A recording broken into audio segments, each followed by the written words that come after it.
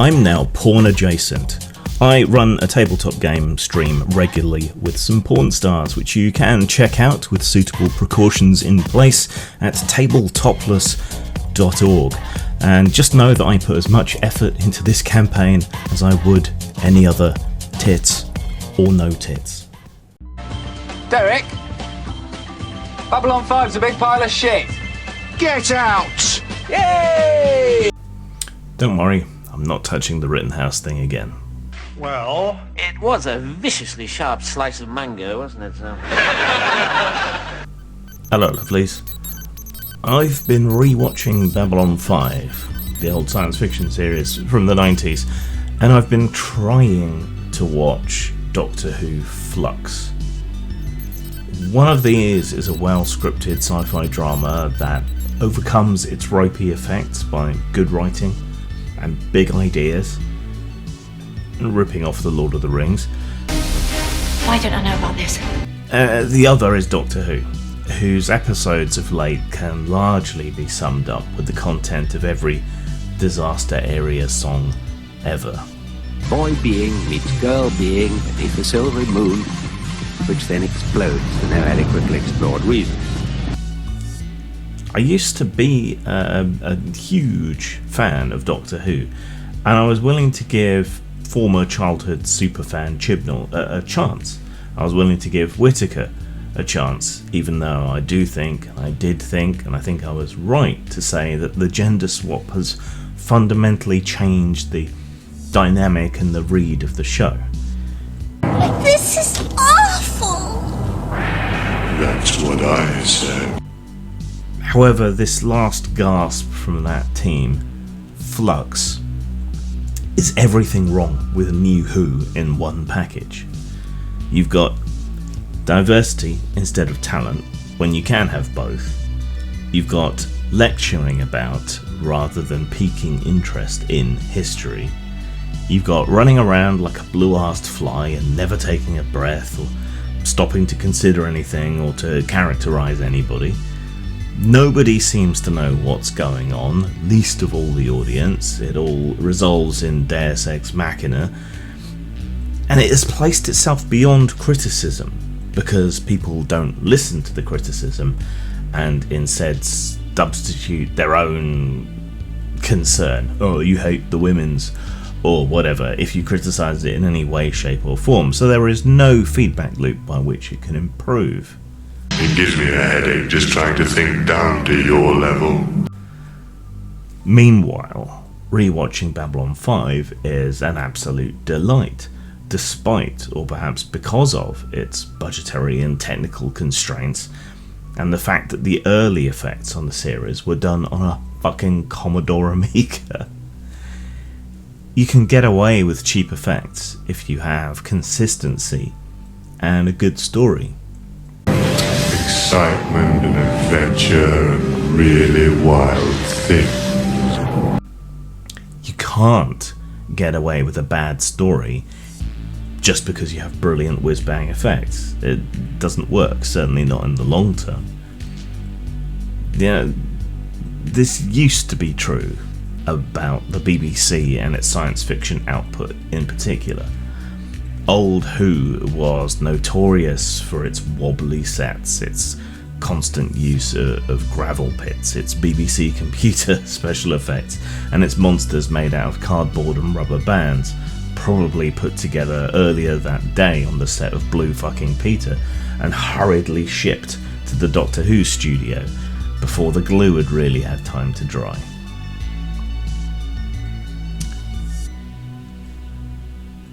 But it had good, solid writing, and if anything, felt more grounded and real.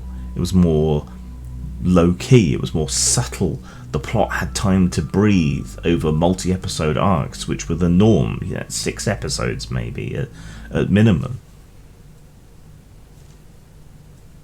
Babylon 5 litters even its pilot episode with Chekhov's guns and things that pay off throughout the series as it progresses.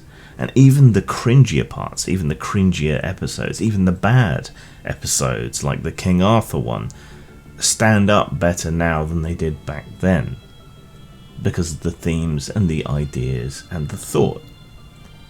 Babylon 5 didn't have the best actors. Doctor Who has always been able to draw on the mass of character actors that British television and film has. But there are a cavalcade of SF veterans in Babylon 5, from Jeffrey Combs to Walter Koenig to Majel Barrett to David McCallum. And David McCallum is a great point of reference here.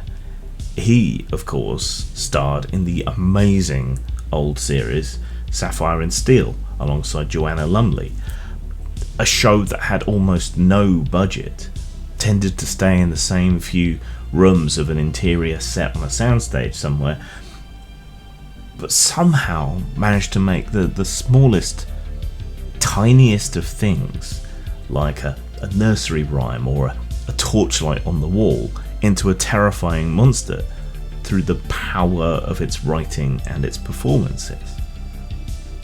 But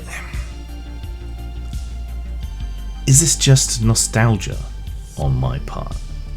Men were real men, women were real women, and small furry creatures from Alpha Centauri were real small furry creatures from Alpha Centauri.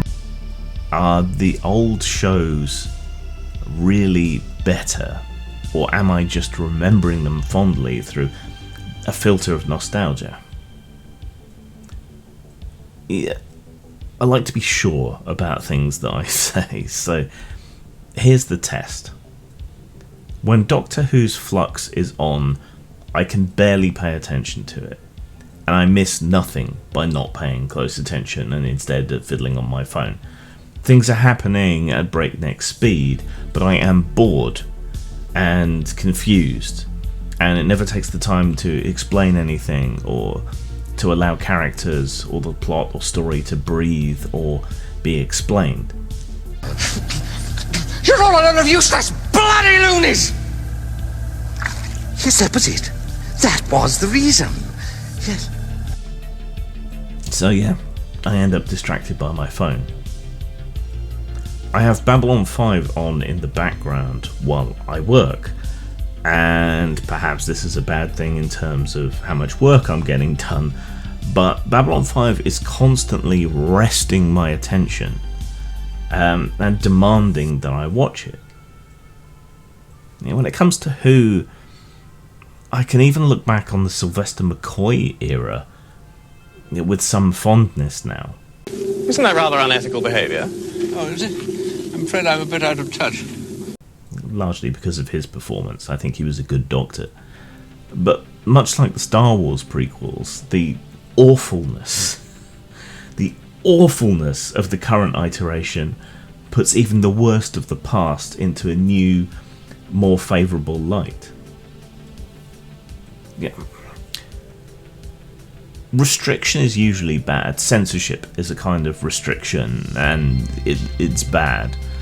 But budgetary and other creative restrictions can be a spur to creativity, to find a way around it, to do things in a cheaper or more effective way, or not to show the rubber monster, or to rely more on the performances and the plot and the story.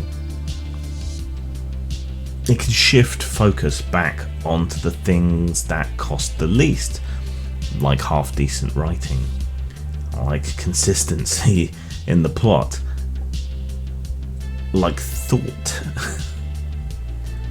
So there is a wealth of good and great old stuff out there, and obviously we filter it to a degree. We remember the good stuff, we forget the bad stuff, you know. We remember Babylon 5, we forget Automan or whatever, but there's a lot of good stuff even amongst the bad, at a time where things relied much more on writing and plotting and characterization and time than now. So I would encourage you to explore old series like Babylon 5 before they ruin it by updating it. But we can't just settle for nostalgia. we need to bring the older methods and the new capabilities and capacities together to make new good things. So many people are wasting their talents and their time and their effort and their money doing fanfic and fan films, showing a degree of thoughtfulness and creativity and fidelity to the source that the IP holders don't. A bunch of mindless jerks who'll be the first against the wall when the revolution comes. But they end up being sued, knocked offline, prevented from finishing their projects, however worthy and however well done they are, because they don't own the IP. So make something new in the old way.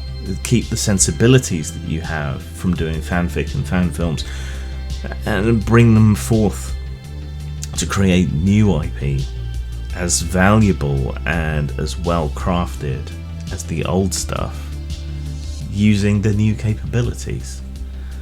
Then we might have something half decent. It has never been easier to create science fiction, you know? The computers we have now, often you can't particularly tell the difference between fan-made material and studio-made material. That's how far we've come. Yet somehow, these big, grandiose old IPs are just wasted on focus grouped and executive interfered projects. And so many people who do have talent and appreciation and love for things are making stuff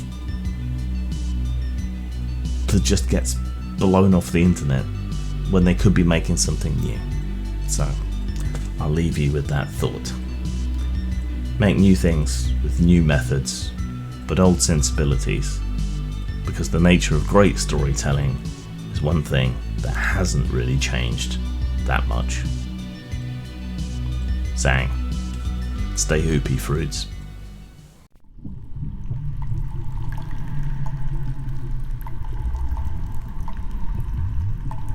In the grim, dark depths of a grim, dark mine, there's a grim, dark man with a grim, dark mind, and his grim, dark pen spends its grim, dark time scratching grim, dark tales for his grim, dark kind.